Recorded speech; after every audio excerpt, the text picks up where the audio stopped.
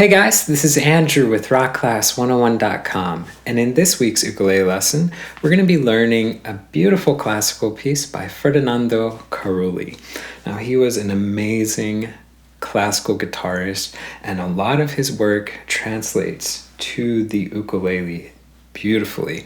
And this is a piece, let's talk about the name. It's Andante number 2, Opus 241. That's quite a mouthful. I think it's better to describe this piece, how it sounds and how it plays. And it's an absolutely catchy piece of music, but I think it's going to be perfectly suited for the intermediate player. And I say so because it's a really good dexterity challenge, not only for the left hand, but also for the right hand. Think of it like this. A lot of times when we play classical pieces or chord melody, any kind of fingerstyle tune, a lot of times it tends to be repetitive. So for example, if I make an F chord, a lot of times we just have repetitive picking patterns where we're going string 1 and 2, then string 4, kind of back and forth. Well, with this piece of music, we're going to have that same chord, but sometimes you pluck string 1 and 2, sometimes you pluck string 3 and 2, sometimes you pluck string 4 and 2, which means it changes constantly and each measure is different. So it's challenging in that regard. It's a bit of a finger frenzy and a dexterity challenge because we don't have that uniform approach for each measure. So that's going to be what makes this piece of music really, really cool from a working standpoint. So let's talk a little bit about this lesson, because in this video I'm going to be teaching you guys the first 2 melodies. Now if you want to learn the last melody, the third melody, I'm going to be teaching that in the part 2 lesson, which you can check out by clicking that link or going to the site rockclass101.com, doing a search for Andante number 2. Now also on that page will be the tabs that you can print off to follow along with, plus the really cool interactive on-screen tab viewer. Now this is a great feature where you can hit play, you can watch that tab scroll across in real time, you can highlight bars to loop sections, slow it down to any speed you wish. Just a great asset in learning this song that much easier. Alright, so let's go ahead and kick into the lesson, but there's a few things that we want to talk about. First thing, big elephant in the room. This is for low G. So make sure you grab your low G ukulele to follow along with. The second thing is our right hand approach for finger picking. There's really 2 approaches that you can use. You can use a 3-finger approach where your thumb gets string 4 and string 3, index gets string 2, middle gets string 1, or you can use a 4-finger approach. So thumb gets string 4, index is 3, middle is 2, and ring is the first string. And if you watch me, I kind of do a hybrid of 3 and 4-finger approach as I play. That's just what feels natural to me, so if that feels good to you too, you can just jump between the 2. But that's a pretty good baseline to approach learning this. Now, this song, again, it's called Andante, which literally translates to moderately slow. So this is a piece of music that you want to play with kind of a ba-ba, da-da, da-da, da-da, that kind of a slower pace. Although music is always up to the interpreter, which is you. So if you feel like you want to go ba-ba, ba-ba, da-da, da-da, da-da, da-da, da-da, if you want to play it faster at a brisk tempo, I think it sounds really cool. So take it and make it your own. Now, the last thing I want to talk about is that this song is in 6/8. So let's go ahead and put up the first line of tab. And we've got a pickup bar followed by the first 2 measures, okay? So when we're playing 6/8, keep in mind that that means that we have 6/8 notes per measure, okay? So we have 6 beats, 8th note gets the beat. So if we look at measure 1, just zoom in on measure 1 for right now, you can see that the first hit is a quarter note. That's 2 beats. Then we have an 8th note. Then we have another quarter note. Then we have a final 8th note. So if you want to count this tune as you play, that's always a great way to approach. So you can count, I'll start on the pickup, 1, 2, 3, 4, 5, 6, 1, 2, 3, 4, 5, 6. So you can count and play like that. But I think this is one of those songs that's so catchy that most of us are probably just going to play from memory, right? Ba ba da da da da da da. So if you can sing it, you can play it, and that's kind of how we're going to approach learning it instead of counting 1, 2, 3, 4, 5, 6, 1, 2, 3, right? It's just a lot of numbers to count out and go through. So we'll take the ear approach for this lesson. All right, so let's go ahead and jump into it. First thing is that we're playing out of a couple chords. Very, very easy. I think most of us know the F chord shape. And if you browse through these few bars, you can take note that we don't even need the top string for this first part. So make the F chord with just the index finger on the first fret of string 2, and then we'll talk about that C7 chord when we get to measure 2. But let me go ahead and do this. Let me play this pickup going into the first bar so you can have a context of what it sounds like, and then we'll break it down and learn it. So it sounds like this.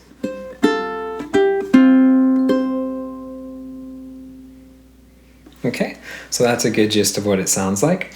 Now, what I'm going to do is I'm going to start with my pinky finger, and this is optional. You can use your ring finger. Either one works, but we're going to play that 3rd fret on the 1st string. That's going to be our pickup.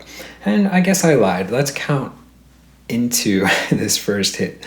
So anytime you start a piece of music, you kind of want to just get a little bit of a feel of the tempo that you want to play it at. So 1, 2, 3, 4, 5, 6. 1, 2, 3, 4, 5, 6. All right, so you just want to get a feel of how fast you want to play. So let's just try counting 1, 2, 3, 4, 5, and then we hit that first note on 6. 1, 2, 3, 4, 5, 6. So super simple, right? Going into our first bar, we're going to that F chord. Remember, we don't need to make the full F chord shape. We only need the index finger. So keep that index finger down on that 1st fret of string 2. Now, we're going to start with plucking 1 and 2. Then we're going to have a little bit of a reach or a stretch. So get rid of that index finger. We don't need it. We're going to put our ring finger on the 4th fret of string 3 and middle finger on the 3rd fret of string 2. So we're going to pluck that. So just take a second going from the F to plucking this. Now, if you want a way to memorize it, you can kind of think of it as that E minor staircase shape, right? Without the index finger. So that's kind of a way to trick your brain into thinking, well, hey, maybe I'm going from here to there. Okay? So you already know that shape. All right, so just take a second. When you feel comfortable with that, let's look at the next note that we're playing, and it's going to be going back to the F chord, but this time around you're plucking 3 and 2. So this is what I alluded to in the intro, is that sometimes you may be plucking string 1 and 2, sometimes you may be plucking string 3 and 2, and as we'll see later on in the tune, sometimes we may pluck 4 and 2. So there's not a uniform plucking approach to this F chord, and that applies to all the other chords that we play throughout the tune as well. So that's what makes it a little bit of a finger frenzy. So we have string 1 and 2 for the F, then we have 4 and 3, which looks like that omitted index finger version of the E minor. Then we're back to F, but this time 3 and 2. So ba, da, da. To finish it up, I'm going to take my pinky. Again, you can use the ring if you want, but I'm going to play that 3rd fret of the 1st string. So think of it from playing by ear. That's what we get. And I think a way for us to practice this together, instead of just counting in and playing one time, is to loop it.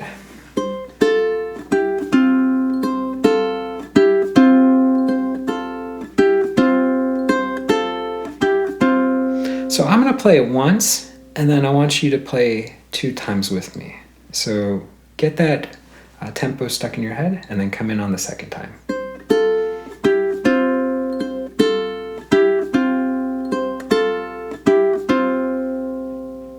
Good. How did you do? So I want to go through this lesson kind of doing this looping method because, again, it's a finger frenzy for our left and our right hand because nothing is uniform. So I think it's a good way to approach learning this piece is literally rinse and repeat, right? Okay, let's go ahead and look at the second measure. We're going to our second chord, which is a C7.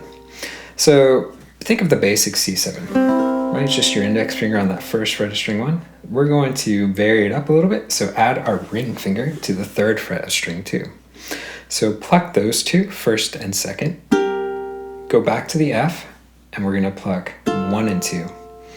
Then we're going to take our ring finger down, and we're going to put it on the 3rd fret of string 2. And we're going to pluck that with the open C. Okay, so this one most of us would kind of think of as a C5. Okay, and then after that, use your pinky to grab the 3rd fret of string 1. So you're going to tuck it underneath your ring finger. Now I'd keep my ring finger planted just to increase the sustain a little bit. So if I play this measure, okay, so that's what you want to get stuck in your head. Ba, da, da, da. Okay, let's see if we can try it together. And I'm going to go ahead and cycle through once, and then you come in for the 2nd and 3rd time.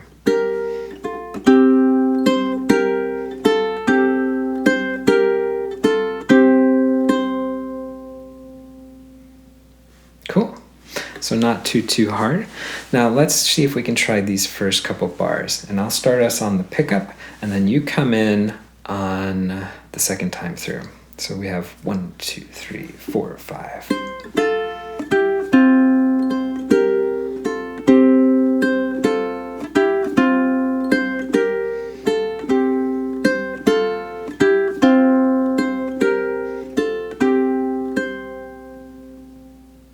Nice. Now, if any of this is a little bit too fast, you can use that Etude slow down controls to go a little bit slower if you want. Now, going into our next couple bars, let's take a look at what's happening. So the first thing we can notice is that we're going back to F, but then we have a new chord, this G minor. So here's what this measure sounds like, just 3 by itself. Okay, so start with the F. We're going to pluck 1 and 2. Then here's where we see more of that finger frenzy changes happening. Take that middle finger, make it the full F chord shape, pluck 4 and 2. So a new plucking shape and pattern for us, right? Now here's where it becomes a little bit of a finger frenzy for our left hand. We're going to this G minor, and it's a little bit of a different shape than we're used to. So I want you to drop the middle finger down to the 2nd fret of string 3. Keep your index finger where it's at for right now.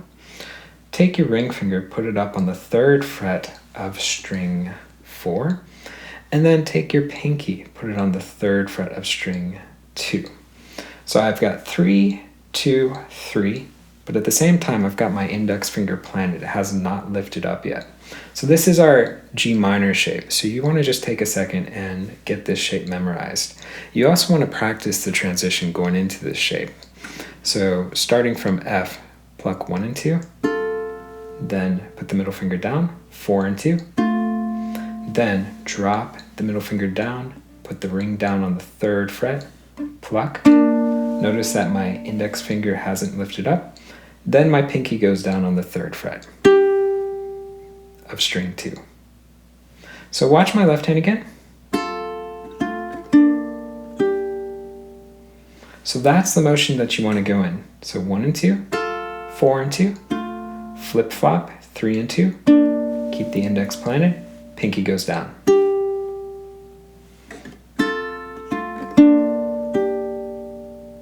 Okay, and that's a rhythm that we're playing. Ba da da da. So get that stuck in your head. All right, let's see if we can try that slower this time because it's a little bit trickier.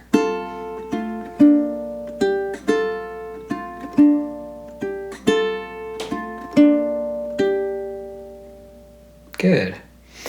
So that one I think is the hardest bar we've seen so far. Now, Looking at the fourth bar, the reason why we kept our index finger down is because we need it at the very start of the fourth measure.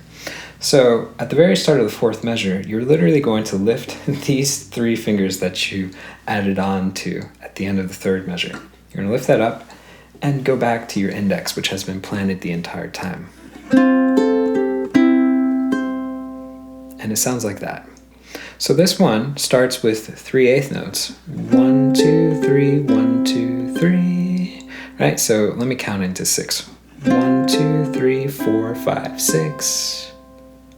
Okay? So it's a burst of notes at the beginning of this bar.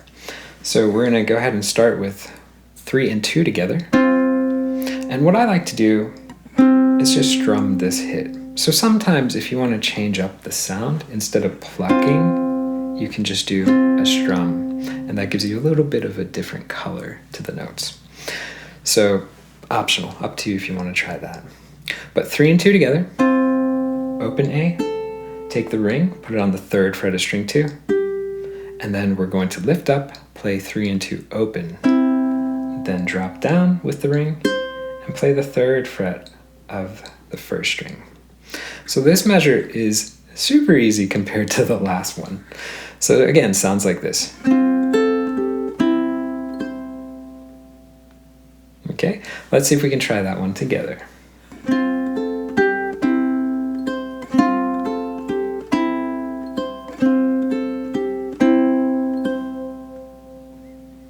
Nice. And if I backtrack, I'm going to play 3 and 4, come in on the 2nd and 3rd time with me.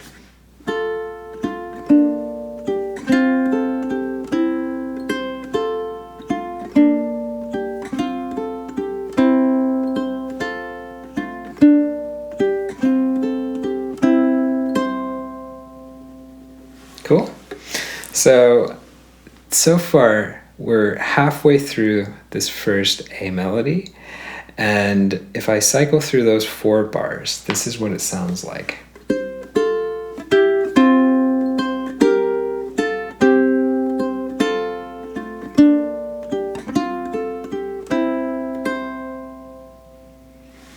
So some cute, catchy melodies are already apparent. Now, here's the beauty. If I look at measure 5 and 6, we'll put up the tab right here. Look at that. What do you notice? 5 is the same as measure 1. 6 is the same as measure 2.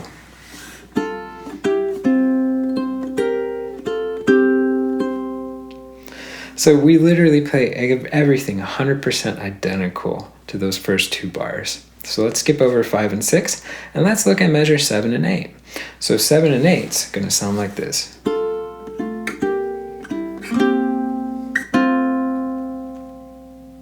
Okay, so let's break down what's happening. First thing off the bat, we can see we start on our F. So go ahead and take that index finger. You're going to pluck 1 and 2. Then take your middle finger, put it on the 4th string 2nd fret. So we've got the full F chord shape. And we're back to plucking 4 and 2. So we've got 1 and 2, 4 and 2. Next, what we're going to do is we're going to lift the index finger up, move the middle finger a half step up to the 3rd fret, put your ring finger down on the 3rd fret of string 2. And we're going to pluck 4 and 2. And then lift up, pluck 4 and 2, open. So we have, okay, so not too hard in our movement for this one. Let's see if we can try that one together.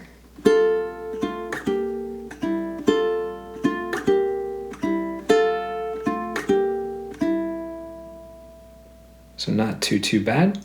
Now measure 8, go back to where you left off, so 3 and 3, but this time around we have an open in between, so that C string should be open. So for this one we can do a strum, and then we're going back to the F, and give me a pluck. So we've got strum, pluck. Okay, now you can see there's one extra note at the end, which is the open C. So look at the rhythm of this bar. 1, 2, 3, 4, 5, 6. Okay, so we've got 3, 1, 2, 3, then F, 4, 5, C is the 6th beat. Okay? So I think it's easier to put this one into context if we try 7 and 8 together. So I'll play it once through, come in on the 2nd and 3rd.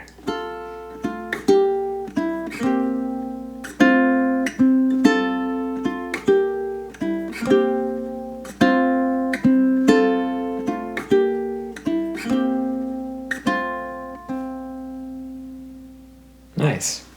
And if I backtrack, I'm going to play 5 into 8 so you guys can hear what the second half sounds like. Remember, 5 and 6 was identical to 1 and 2.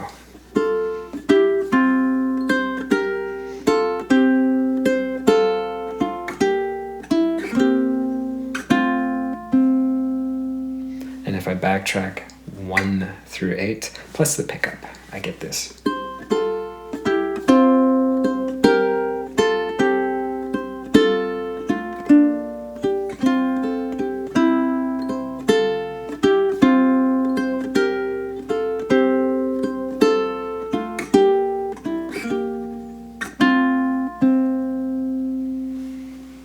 Okay, so with this tune, what you want to do is you want to work on 2 bars at a time. So do exactly like we did. Take 2 bars,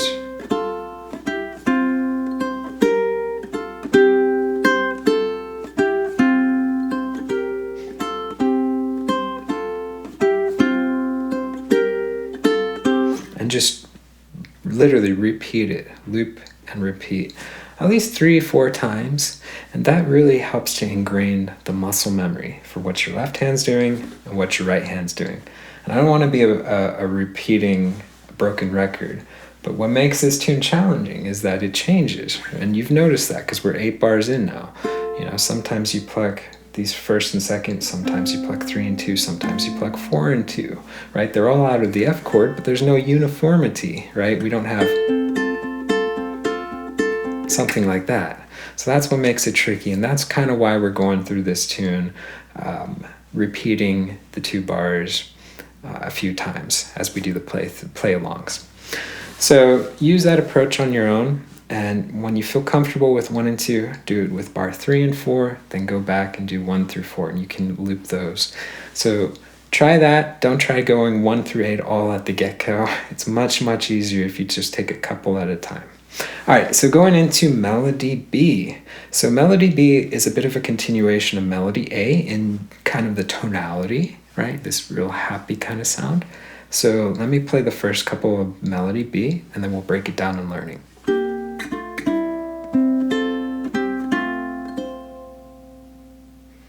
Okay, so let's break down what's happening. Now our first chord shape we saw in the previous melody. So 3 and 3 on string 4 and 2. So we're going to start out with this G minor hit, then we're going to go back to the F chord shape. Okay, so just take a second, practice that transition. You can see we're plucking 4 and 2 for both. After that, opens 4 and 2. Okay, the last note is the open C. So you've got ba da da dum. So not too hard. Let's see if we can try that one a few times.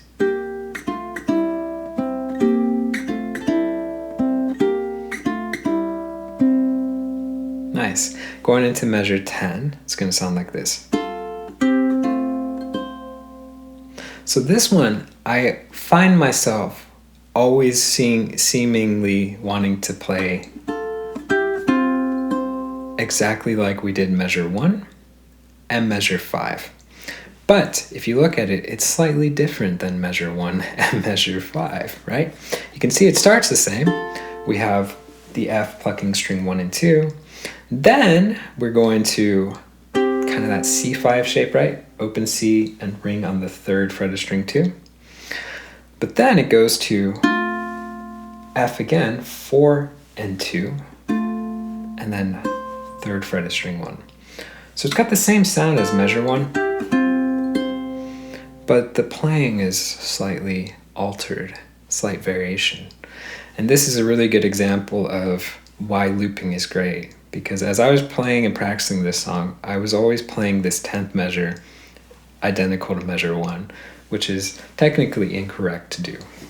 So with this one, you just want to really practice the looping game to get the new plucking down.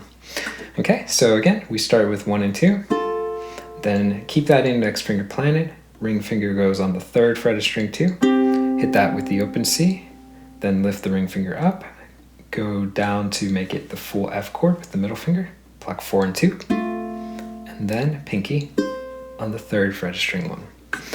Ba, da, da, da. So it's not hard to play, it's just it's one of those bars that you really want, makes you, it's just confusing, you know, I really want to play. So this is one you just want to put in time and just make a mental note that bar 10 is different. Okay, let's see if we can try this one together. So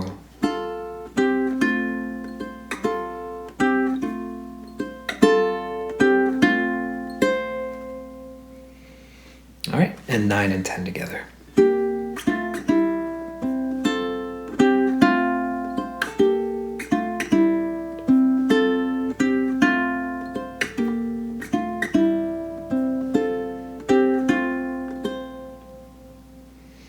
So that one I think is a little bit challenging. We've got a little bit more movement happening with our left hand, especially with that 10th bar being so similar to 1. Okay, so going into our 11th and our 12th measure. This is kind of the part where I think this melody has a bit of a climax.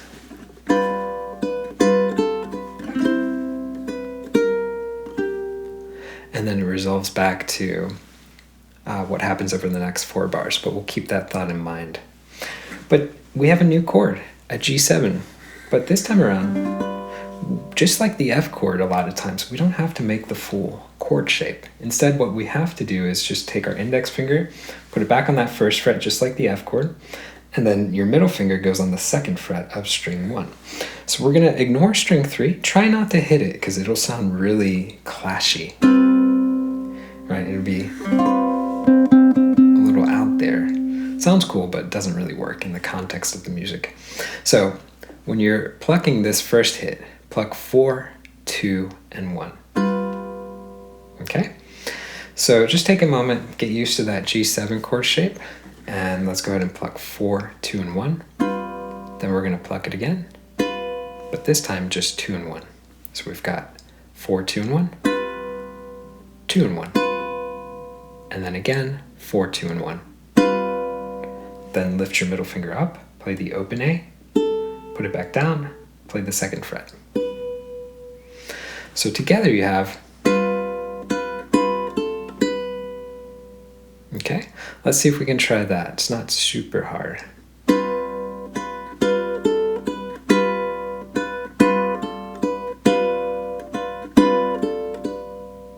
Nice. Now, really easy resolution. Go to the C, stock basic C chord. We're going to strum 3 down, and then walk our way chromatically down to the 2nd fret, 1st fret, then to the 3rd fret of string 2. Now, this measure I think sounds really cool if you put a little bit of a retardando in. So if I play 11 into 12,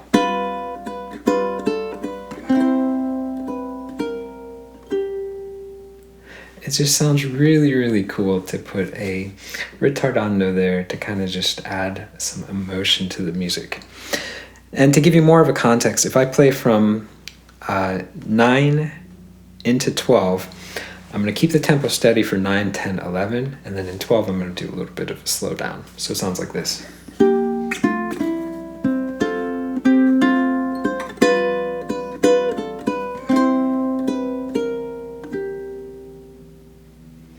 So kind of a cool change that you can throw in there. So that's my suggestion for you. But let's see if we can do this. Let's just keep 12 at a more steady tempo. And we have da, da, da, da. Okay, so let's see if we can try that.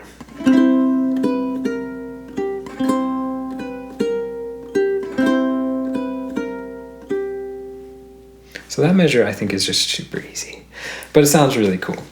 And if I backtrack, let's see if we can try 11 into 12.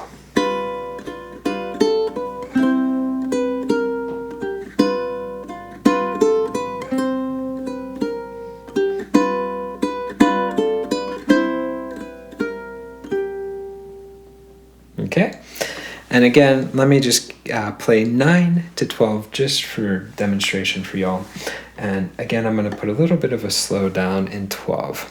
And actually, too, you could put a little bit of a fermata on that last note of measure 12 as well. So if you want to kind of add a little bit more suspense before you jump back into it.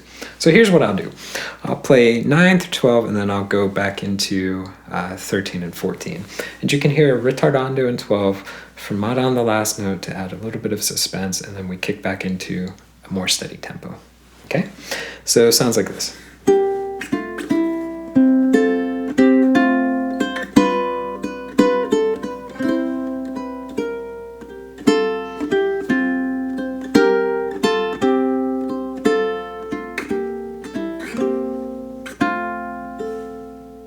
And I lied, I played all the way to the end of the tune. And there's actually a good reason. Well, there's two reasons. It's fun to play.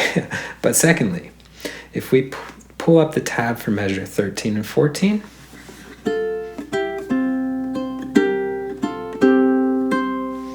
what do you notice? It's identical to measure 1 and 2, which was identical to measure 5 and 6, because 5 and 6 was the same as 1 and 2.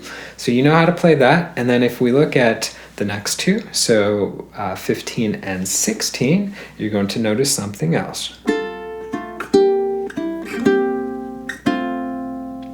Those were identical to measure 7 and 8, with the exception of the very last note. Look at the last note in measure 16. It's the open A. So in measure 8, the very last note was the open C. This time around, you're going to sub that note out for the open A. And that's going to lead us into our C melody. So that's the only change, is that you sub out one little note. Okay? So keep that in mind. So if I cycle through all of melody B, it's going to sound like this. So melody B wasn't too hard because 4 of the bars were measures that we had already learned from melody A. So here's everything for melody B.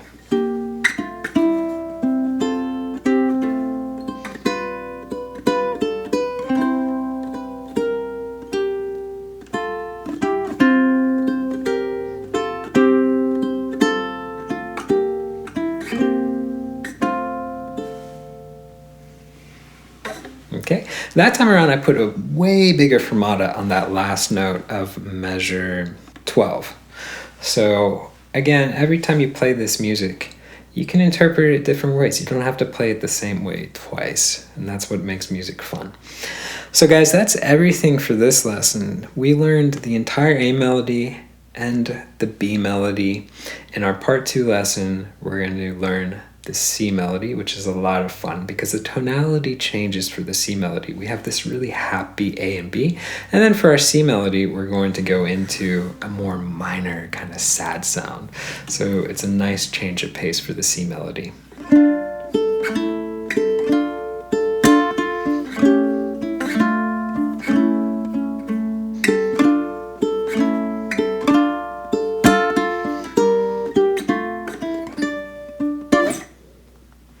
So that's what we're going to be kicking off with in our part 2 lesson. So if you want to watch the part 2 lesson to learn the C melody, you can do so by clicking this link or going to the site rockclass101.com and doing a search for Andante number 2.